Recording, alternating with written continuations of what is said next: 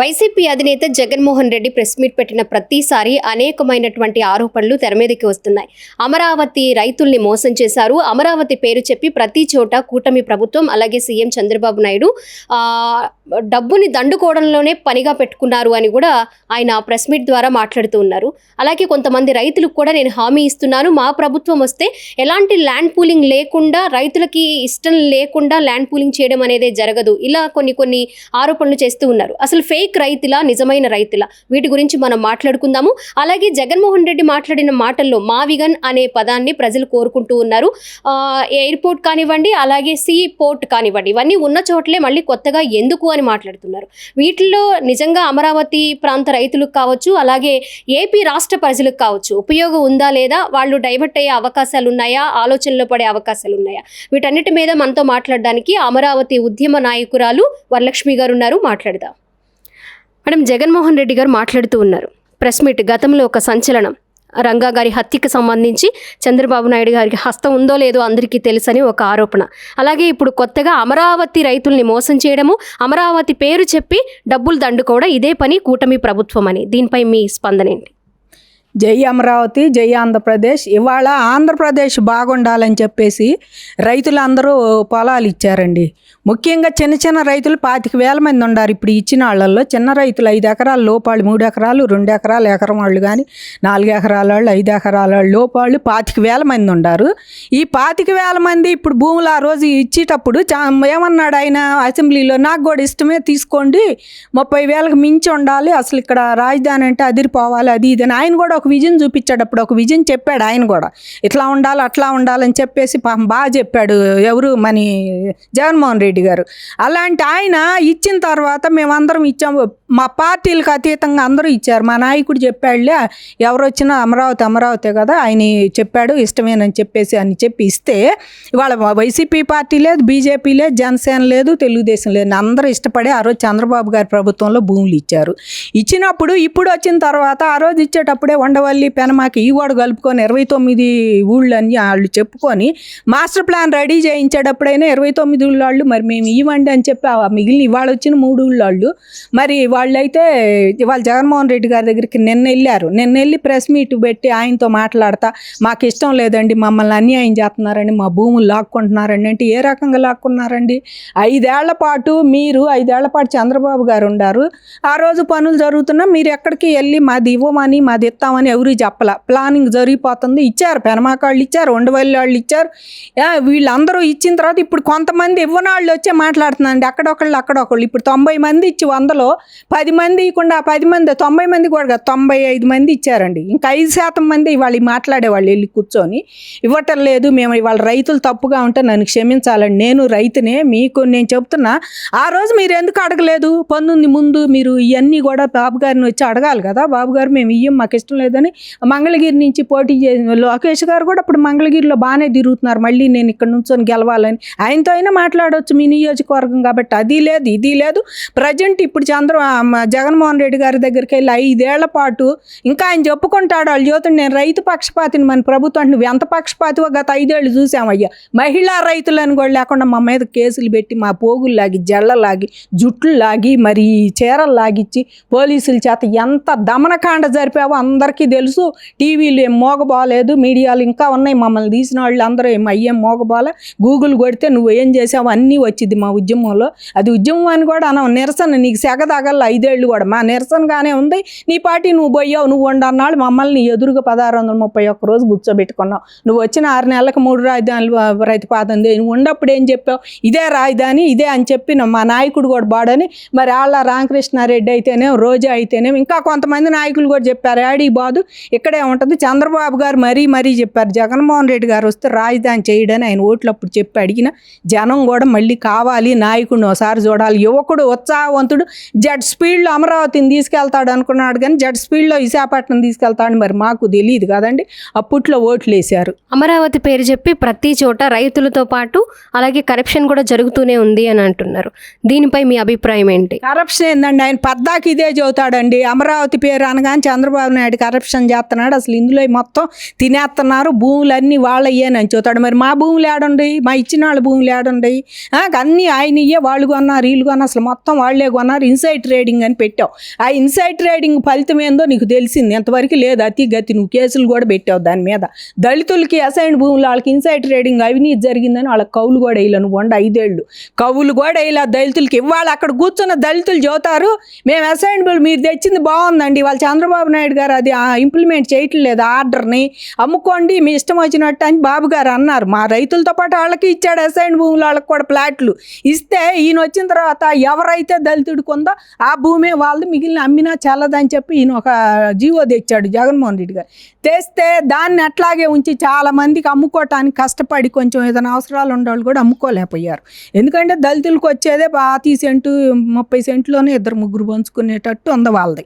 అట్లాంటివి కూడా వాళ్ళు పాపం ఆపరిని ఆపుకొని తర్వాత ఫస్ట్లో అమ్ముకున్నారు పొందుంది ముందు రాగానే, తర్వాత కూడా వాళ్ళకి ఇస్తే ఆపుకున్నారు. ఇవాళ వచ్చి వాళ్ళు చెబుతారు మీ ఆర్డర్ అంటే పాచెల్ని ఇప్పుడు రైతులు కొనుక్కునేటప్పుడు ఆ రోజు ఇష్టపడి నువ్వు 5 లక్షలకి అమ్మావు, ఇవాళ కోట్లు అమ్ముతుందంటే రాజధాని ఉండబట్టి అమ్ముతుంది.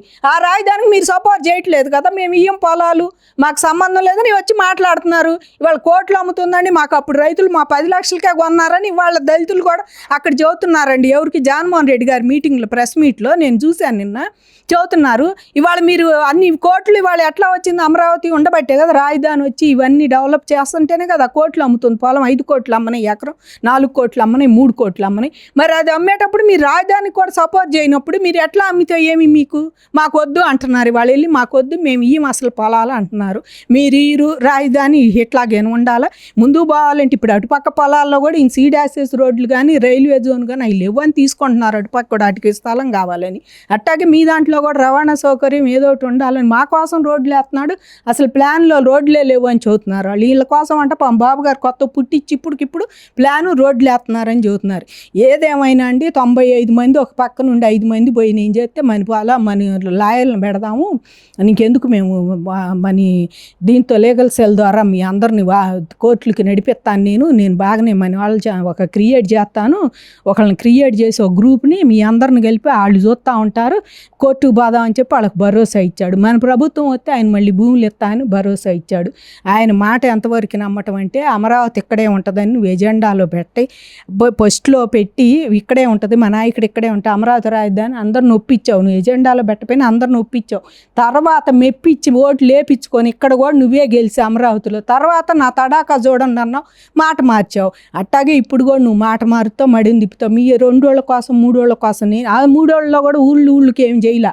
వాళ్ళు కొంతమంది ఇచ్చారు, కొంతమంది ఇవ్వనాళ్ళు పోయారు. ఆ ఇవ్వనాళ్ళు అంతా కరుడు గట్టిన వైసీపీ నాయకులు వెళ్ళినాళ్ళంతా వాళ్ళు అదే పార్టీ కనుకే వాళ్ళు అక్కడికి వెళ్ళి జగన్మోహన్ రెడ్డి గారితో చూస్తున్నాడు.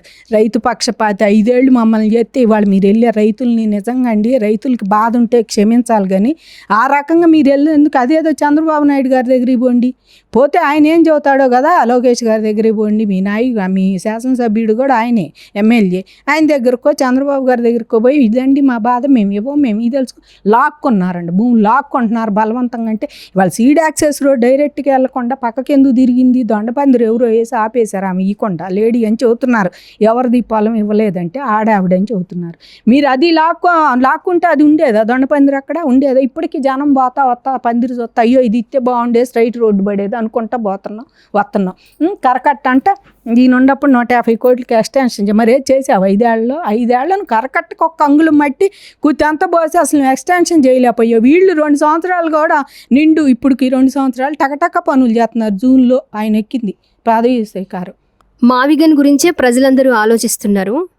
ఆల్రెడీ ఉన్న ఎయిర్పోర్ట్ని అలాగే సీ పోర్ట్ని మళ్ళీ కొత్తగా ఇక్కడ నిర్మిస్తానని చెప్పడం, డబ్బులన్నీ వృధా చేయడం, 0 నుంచి స్టార్ట్ చేయడం ఏంటి?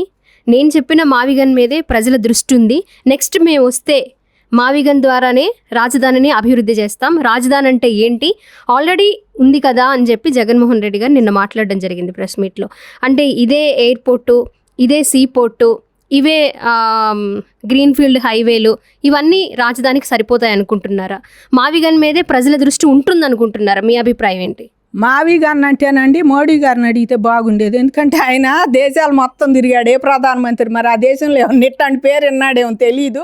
మోడీ గారిని అడగాలి ముందు. మావి గారిని నిన్నావయ్యా, ఇన్ని దేశాలు తిరిగావు నువ్వు ప్రధానమంత్రి అయిన తర్వాత అని అడిగితే బాగుంటుంది. అసలు ఆ మావి గారిని ఏందండి, మావి గారిని ఇవి నిన్న కూడా చెప్తాను, నేను మావి గారిని పెట్టమన్నానంట.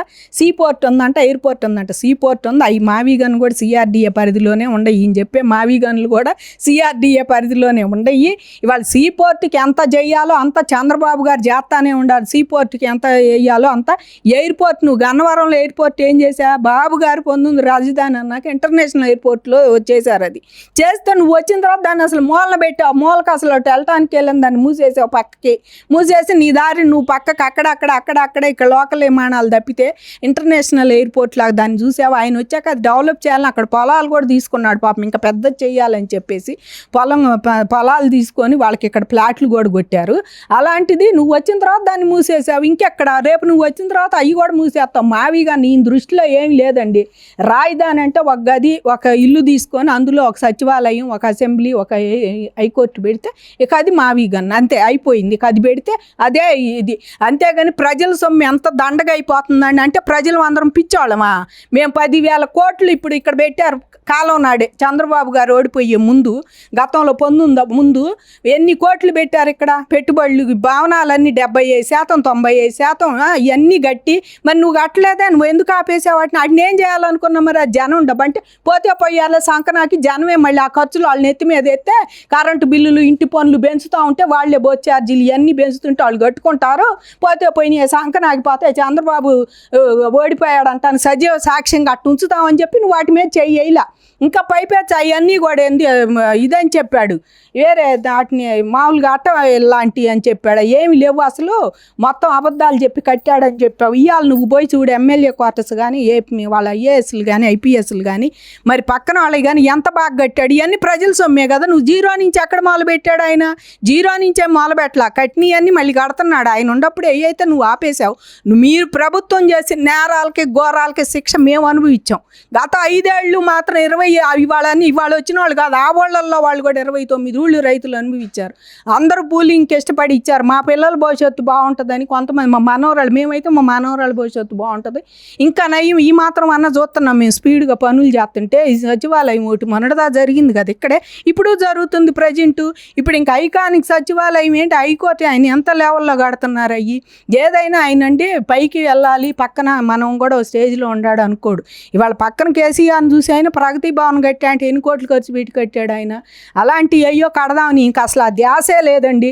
జగన్మోహన్ రెడ్డి గారికి కుర్చీ ఒక కవచం లాంటిది. ఆయన ఆ కుర్చీలో కూర్చుంటే నేను కేసులకి వెళ్ళక్కర్లా, బెయిలు నాంపల్లి కోర్టుకి వెళ్ళక్కర్లా. ఏటికి పో నిందితుడుగా నువ్వేనాడని వెళ్ళావు కేసులకి, బాధితుడికి వెళ్ళావు. కోడికి వచ్చిందా అంటే బాధితుడుగాను వెళ్ళవు, నిందితుడుగాను వెళ్ళవు. రాజ్యాంగాన్ని గౌరవించవు నువ్వు ఇంకా వాళ్ళని కూర్చోబెట్టుకొని ఎదురుగా రైతులు మన ప్రభుత్వం వచ్చాక మీ పొలాలు మీకు ఇస్తా మీరేమి ఇదవద్దు, మనం కూడా లీగల్గా ఫైట్ చేద్దాం, నేను లాయర్లను పెడతా, నేను గ్రూప్ క్రియేట్ చేసి మీ అందరి సలహాదారులను పెడతాను. నువ్వు పెట్టుకుని ఒక 36 సలహాదారులను ఆంధ్ర 4 ముక్కలు చేసి ఏ ప్రాంతం అభివృద్ధి నోసుకోకుండా పోయింది. వాళ్ళు రాయలసీమ బిడ్డగా నువ్వు అక్కడ నీళ్ళు ఇవ్వాల్సింది పోయి ఎవరికన్నా నీళ్ళు ఇచ్చావా? నువ్వు ఎవరికన్నా ఇచ్చావు అక్కడ నీళ్లు? పోలవరం చేయలేదు, ఆంధ్రప్రదేశ్లో ఇక్కడ అమరావతి చేయలేదు. వాళ్ళ రాజధాని ప్రపంచ పటానికి ఎక్కితే నేను మావిగాను పెడతా అంటే ఎవరు నిన్ను ఒప్పుకునేది? మావిగానికి ఎవరు నీకు నిధులు ఇచ్చేది? కేంద్రం నుంచి రావాలి నిధులు. ఎవడిస్తాడు నీ మావిగాను? నువ్వు పెడితే రేపు ఇస్తారా? ఎన్ని ఎట్లాంటి పిచ్చి మాటలు జనానికి ఇంకా చెవులో పూలు పెట్టుకునే వాళ్ళకి చెప్పాలయ్య నువ్వు. మావిగాను లేదు ఏం లేదు, కేంద్రం నుంచి అమరావతికే నిధులు వస్తాయి. ఏది చేసినా అమరావతిలోనే కేంద్ర సంస్థలు 42 సంస్థలు మాకు ఇస్తానని ఒప్పుకున్నాడు మోడీ గారు 19 ముందు బాబు గారితో. ఇప్పుడు కూటమి ప్రభుత్వంలో ఉండారు కనుక కేంద్రం కూడా దీన్ని సహకరించి ఇస్తున్నారు. బ్యాంకులన్నీ వచ్చినాయి ఇప్పుడు లైన్లోకి. ఇంకా కొన్ని ఎయిమ్స్ ఇట్లాంటివన్నీ ఎప్పటి నుంచో నడుస్తున్నాయి కదా, కాలేజీలు నడుస్తున్నాయి. ఇప్పుడు కొత్తగా బిట్స్ పిల్లని వచ్చింది, కంప్యూటింగ్ వచ్చింది, మరి క్వాంటమ్ కంప్యూటింగ్ వచ్చింది. ఇవన్నీ కూడా తీసుకొస్తుంటే ఇంకా జీరో నుంచి మొదలు పెట్టాడు. అక్కడేం చేశాడు? అడుక్కి 20,000 అవుతాయి స్క్వేర్ ఫీట్కి, అసలు ఏడన్నా ఉందా అంటే అసలు నువ్వు మైండ్ నుండి మాట్లాడుతున్నాడు ఆయన. అడుక్కి 20,000 యాడ్ నుంచి అవుతుంది రా చూద్దాం. కొన్ని మనుషులు ఎవరైనా వచ్చాడు అడుక్కి 20,000 అవుతుంది అని ఎవరని చెప్పారా? అద్దాలు పెడితే ఎలివేషన్కి బాగుంటుంది, దానికి బాగుంటుందని అద్దాలు పెడితే అద్దాలు పెట్టారు, అన్నిటికీ అంత ఖర్చు ఎంతకంటే ఏది చేయకూడదు. చంద్రబాబు గారు ఏది చేసినా కూడా వీళ్ళందరూ ఎక్కిరీయటానికేనండి. కోతి ఎందుకు పుట్టామంటే సక్కనాళ్ళని ఎక్కిరీయటానికి సామెత ఉంది. ఏది చేసినా ఆయన అదేమంటే వాళ్ళు 5 తినటానికి పెట్టాడు, 5 తినటానికి ప్రతి దాంట్లో తింటాం. మీరు ఎంత తిన్నారో మీ లెక్కర్ స్కామ్ అసలు ఇంకా సాగుతానే ఉంది. నెయ్యిది ఇంకా సాగుతుంది. తిరుమల తిరుపతిని కూడా వదిలిపెట్టలేం మీరు, ఆ దేవుణ్ణి కూడా అయ్యి సాగుతుంది. ఇంకా మీరేం నువ్వు చెప్పేది ప్రతి దానికి. ఇంక ఈ రైతులు ఏదన్నా ఉంటే మీకు చంద్రబాబు గారి దగ్గర వాళ్ళు, ఎందుకంటే ప్రభుత్వంలో వాళ్ళు ఆయన ప్రభుత్వంలో ఉన్నప్పుడే అమరావతి రైతులకి ఏమి న్యాయం చేయలేకపోయాడు. ఇప్పుడు ఆయన ప్రభుత్వంలోంచి పోయాక ఆయన దగ్గరికి పోతే మరి అదేదో ఉండప్పుడే బాపోయారు. మేము ఏమయ్యా నువ్వు జీవోదే మా పొలాలు మాకు ఇమని మీరు 24 ముందు ఆయన దగ్గరికి పోతే బాగుండేది. హాయిగా పడుకున్నాను ఒక ఆయన చెబుతున్నాడు. మీ ప్రభుత్వం వచ్చినప్పుడు హాయిగా పడుకున్నా అంట. అవును, తోటి రైతులు తన్నులు తింటా మా పొలాలు ఇవన్నీ మేమేం చేయము, ఫ్లాట్లు అవన్నీ ఇల్లు కట్టారు, అంత సిమెంట్ మయం అయిపోయింది, కాంక్రీట్ మయం అయిపోయింది, మేమేం చెయ్యాలని చెప్పి మేము రోడ్ల మీద ఎడుతుంటే నువ్వు హాయిగా పడుకున్నామని చెబుతున్నాడు ఒక ఆయన. అసలు మీరు ఉన్నప్పుడు హాయిగా మరి అప్పుడే ఆయన దగ్గరే బాపోయారా? ఈ రైతులకి నేను ఇచ్చే సలహా ఒకటేనండి, 24 ముందు మీరు అందరూ ఏం చేశారు? 24 ముందు అదే ఆయన ఉన్నాడు కదా ముఖ్యమంత్రిగా, మీరు వెళ్ళి మా ఇవ్వమండి, మీరేటో అమరావతి వద్దంటున్నారు, మా మినహాయించండి, అది ఏమన్నా ఉంటే ఆర్డర్ తెచ్చని. సిఆర్డీఏతో అప్పుడే ఆర్డర్ ఉంది కదా, అప్పుడు ఉంది సిఆర్డీఏ అట్టాగే. మరి అప్పుడే ఆర్డర్ తెప్పించుకొని ఎందుకు చేయలే మీరు? ఎందుకు చేయలేదు? ఇప్పుడు ఆయన దగ్గరికి పోయి మీరు చేయమంటానికి కారణం ఏంటి? ఎప్పటికైనా రైతులు మీకోసం 95 మందిని బలి ఇవ్వటం న్యాయం కాదండి. మీ 5% కోసం 95 మందిని బలి ఇచ్చి మేము అట్ట చేస్తున్నాం ఇటు చేస్తున్నాం. ఒక ఆయన అంటున్నాడు అసలు మేము చచ్చిపోయిన పొలం ఇవ్వమంటే ఇవ్వకండి, అక్విజేషన్ చేస్తామని చెప్పుకుంటున్నారు. మీరు ఇవ్వమంటున్నారు, అది ప్రభుత్వం మీకు మధ్య జరిగేది. మేమైతే ఏదైనా ఇప్పుడు బాబు గారు వచ్చారు కాబట్టి అండి మాకు ప్లాట్లు అన్నీ ఇచ్చేసి శుభ్రంగా ఈ అభివృద్ధి కోసం ఎయ్యోటి పరిశ్రమలు తీసుకొచ్చి, కాలేజీలో పరిశ్రమలు ఎయ్యోటి తెస్తానే ఉన్నారు. అలాంటివి తీసుకొచ్చి అమరావతిని డెవలప్ చేయాలని మేము మనస్ఫూర్తిగా కోరుకుంటున్నాము. ఇప్పుడున్న రైతులు నేనేదో తప్పుగా మాట్లాడితే క్షమించాలండి. తోటి రైతులు మీరు జగన్ ఉన్నప్పుడు వెళ్ళకుండా ఇప్పుడే వెళ్ళి ఆయన అధికారంలో ఉన్నప్పుడు వెళ్ళపోయారా? ఏమైనా చేసేవాడేం మీకోసం, మీ 3 మినాయించేవాడేం వద్దులే అని. ఇప్పుడు ఎందుకు వెళ్తున్నారు? ఇలాంటివన్నీ ఆలోచించుకోమని నేను రైతులను కోరుకుంటున్నానండి. సో జగన్మోహన్ రెడ్డి గారు ఏదైతే రైతుల పక్షపాతి అని చెప్తూ ఇంకా రైతుల్ని మోసం చేసే ప్రక్రియలోనే ఉన్నారు. ఈ మావిగన్ పదం గురించి ప్రపంచంలో ఎవరు కూడా వినుండరు.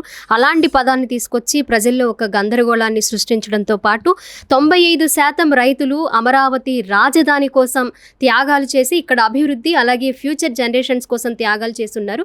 ఒక 5% మంది రైతుల కోసం ఇలా అబద్ధాలు వల్లించడం జగన్మోహన్ రెడ్డికి ఒక్కడికే ఇది చెల్లుతుంది అని కూడా మాట్లాడుతూ ఉన్నారు. ఇప్పటికీ కూడా అమరావతి రాజధాని అభివృద్ధి కోసమే మిగిలిన 95% మంది రైతులు కట్టుబడి ఉన్నారు అని కూడా వరలక్ష్మి గారు చెప్తూ ఉన్నారు. కెమెరా పర్సన్ రాజేష్తో స్వాతి, విజిల్ న్యూస్, అమరావతి నుంచి.